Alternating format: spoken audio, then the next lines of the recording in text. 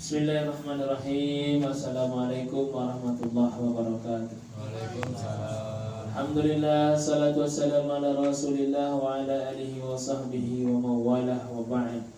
Bapak-bapak yang dimuliakan oleh Allah Subhanahu wa taala, jamaah perwiritan RT 01 RW 16 yang dimuliakan Allah Subhanahu wa taala. Alhamdulillah, selesai kita membacakan surah Yasin, tahtim tahlil dan doa, lalu kita lanjutkan dengan tausiah singkat. Pada malam hari ini saya ingin menyampaikan sebuah hadis yang diriwayatkan oleh Imam Ahmad dengan rawi a'la, yaitu sahabat Nabi Abi Dzar Al-Ghifari. Dari Abi Dzar Al-Ghifari radhiyallahu anhu qala amarani khalili. Dari Abi Dzar radhiyallahu anhu bahwasanya dia berkata, amarani khalili, kekasihku memerintahkan kepadaku, yakni Nabi sallallahu alaihi wasallam. Nabi sallallahu alaihi wasallam memerintahkan kepadaku bisab'in, dengan 7 hal. Dengan 7 perkara.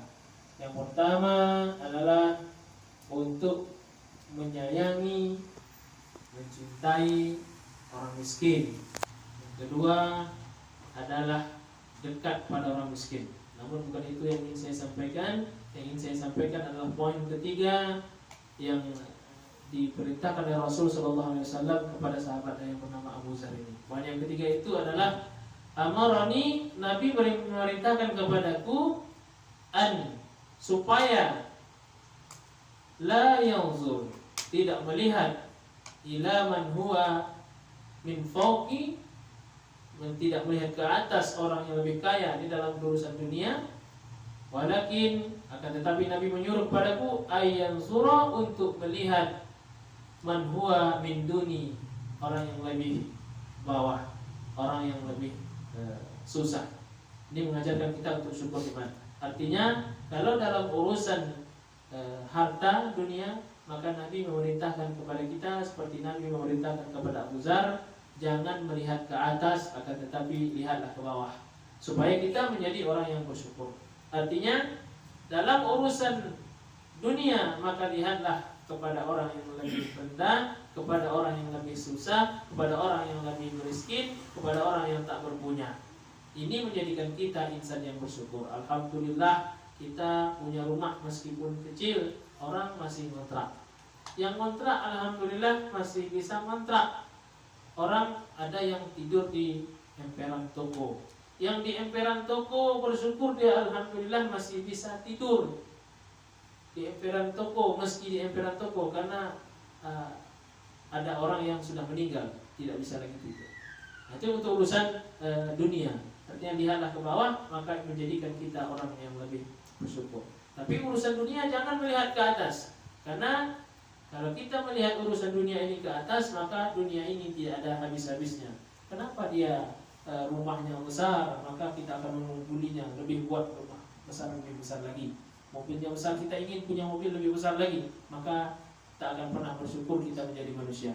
Akan tetapi kalau dalam urusan akhirat, Nabi memerintahkan kepada kita agar melihat kepada orang yang lebih atas, amalnya lebih banyak, sholatnya lebih rajin, sedekahnya lebih besar. Ini yang mesti kita contoh dan kita teladani. Jangan melihat urusan akhirat kepada orang yang malas sholat, jangan melihat kepada orang yang malas bersedekah, jangan melihat kepada orang yang tidak baik. Maka dalam untuk urusan akhirat, maka lihatlah kepada orang yang lebih baik.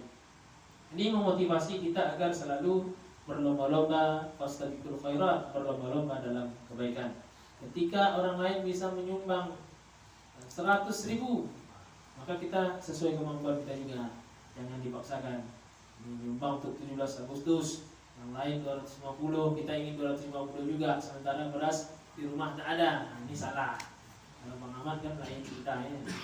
Ya Mas Imam.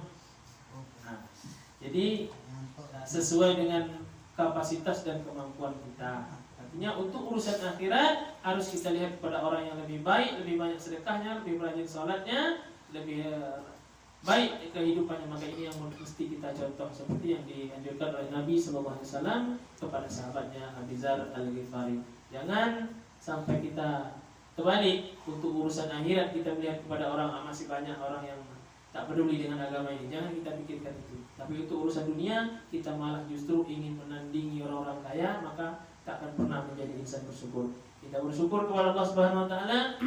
Sudah 77 tahun Republik Indonesia ini merdeka. Alhamdulillah, meski banyak kekurangan di sana sini dalam negara kita ini, mungkin korupsi masih merajalela, keamanan susah didapat dan sebagainya, tapi alhamdulillah negara kita lebih baik dibandingkan dengan negara-negara yang lain barangkali, dan itu perlu kita syukuri. Yang pertama adalah tentang keamanan, kenyamanan kita. Dimanapun masjid di Indonesia ini kita boleh sholat di dalamnya.